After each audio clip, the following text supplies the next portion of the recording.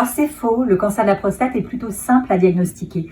Il suffit d'un dosage sanguin, donc d'une prise de sang qui dose le PSA, qui est un marqueur qui est assez fiable pour le diagnostic de cancer de prostate. Également d'un toucher rectal, qui est un examen qui peut être fait par médecin généraliste ou par l'urologue et qui consiste à palper la prostate pour voir s'il y a des anomalies détectées à la palpation. Et en fonction de ces deux examens-là, on va pouvoir ensuite demander des examens supplémentaires, que ce soit une IRM de la prostate ou des biopsies, pour confirmer le diagnostic. Et donc finalement, le diagnostic est assez simple à faire.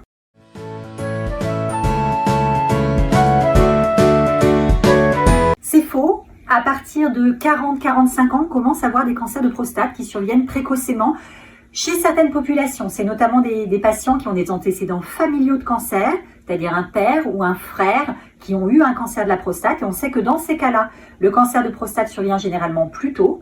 Et certaines ethnies également, notamment les patients antillais, qui peuvent avoir des cancers de prostate qui surviennent plus tôt. Et donc dans ce cas-là, on préconise effectivement un dépistage qui commence avant 50 ans. Alors c'est faux.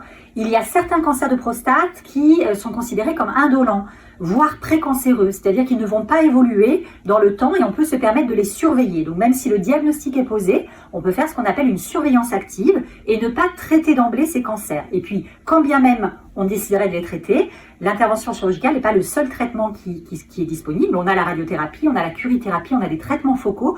Donc on a tout un panel d'options thérapeutiques à proposer aux patients.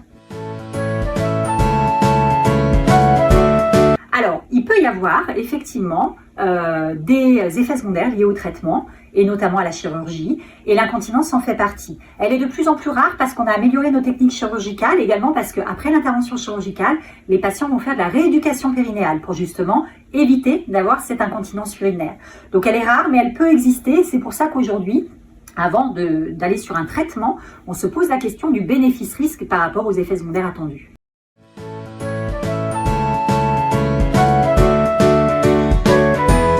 Ça peut être le cas également. Certains cancers de la prostate ne permettent pas de préserver ce qu'on appelle les bandelettes vasculo-nerveuses, qui sont les bandelettes de l'érection, qui sont de part et d'autre de la prostate, qu'on essaye généralement quand on fait une intervention chirurgicale ou quand on fait une radiothérapie de préserver, mais ça n'est pas toujours possible et dans ce cas-là, il peut y avoir un impact sur la sexualité. C'est vrai qu'on entend beaucoup moins parler du cancer de la prostate que du cancer du sein, par exemple. Pour Octobre Rose, par exemple, le cancer du sein est très médiatisé. On sait qu'une femme sur 8 est atteinte d'un cancer du sein dans sa vie. C'est un peu pareil pour le cancer de la prostate. C'est un homme sur 10 qui sera concerné par le cancer de la prostate dans sa vie. Et donc, c'est important d'en parler. Et aujourd'hui, de plus en plus, le mois de novembre est consacré à la santé masculine et à la sensibilisation sur le cancer de la prostate. À l'inverse, quand on a des symptômes urinaires, que ce soit des difficultés pour faire pipi, besoin de pousser, l'impression de mal vider sa vessie, des envies fréquentes d'aller uriner ou le fait de se lever la nuit pour aller uriner, tous ces symptômes-là ne sont pas des symptômes de cancer de la prostate. Ce sont des symptômes d'une hypertrophie bénigne de la prostate, c'est-à-dire d'une augmentation de taille de la prostate qui est bénigne et qui est assez fréquente avec l'âge, mais qui par contre n'a rien à voir avec le cancer. En règle générale, le cancer ne donne pas de symptômes. C'est faux.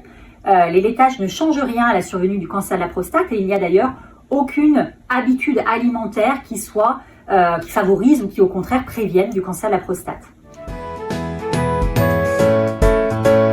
C'est faux également.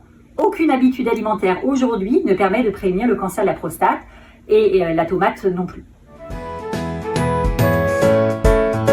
Non, les graines de courge, elles peuvent être utilisées des fois dans les médicaments pour l'hypertrophie bénigne, quand on a des symptômes urinaires, et on a montré que ces graines de courge, qui sont de la phytothérapie, marchent bien sur les symptômes. Par contre, ils ne préviennent pas du cancer de la prostate.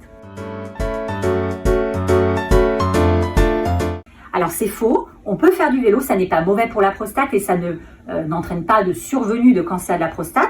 Par contre, on a montré que chez les patients qui font beaucoup de vélo, il peut y avoir des variations de PSA liées au fait que la selle du vélo appuie juste à l'endroit de la prostate et donc peut augmenter un peu la sécrétion de PSA.